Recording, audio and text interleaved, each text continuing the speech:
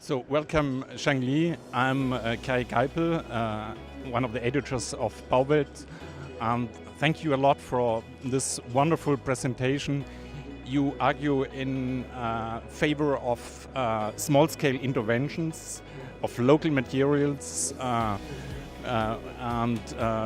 architecture, which is really wonderful to see that. Would it be possible to integrate these kind of elements of architecture also in more bigger interventions? I truly think so, because the current winds of change is blowing this way in China. As I mentioned earlier in the Q&A sessions, the new generations of Chinese politicians, they have already been informed about this change. And they are also looking at the use of traditional materials, of more human scale in the central areas of even in dense areas, in a dense urban area.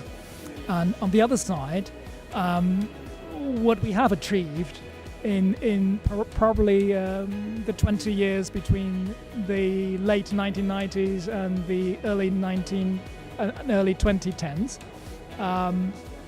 were not sustainable.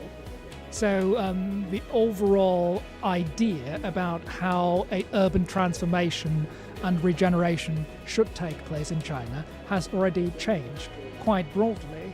So I think in the context, the situation is currently quite conducive for this kind of change back in the cities.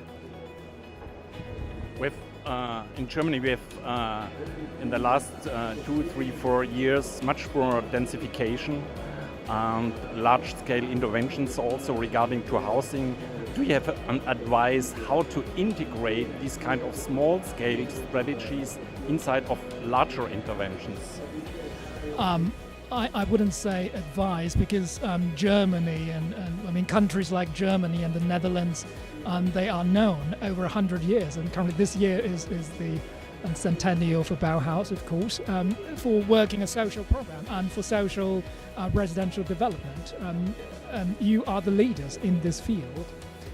If I may, I can tell you some of my observations of how to integrate this kind of ideas in a dense urban area.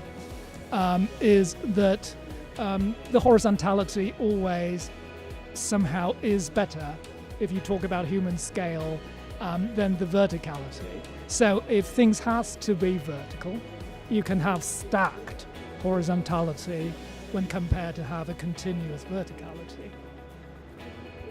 Beautiful idea. Thanks. Thank you very much indeed. Thank you very much.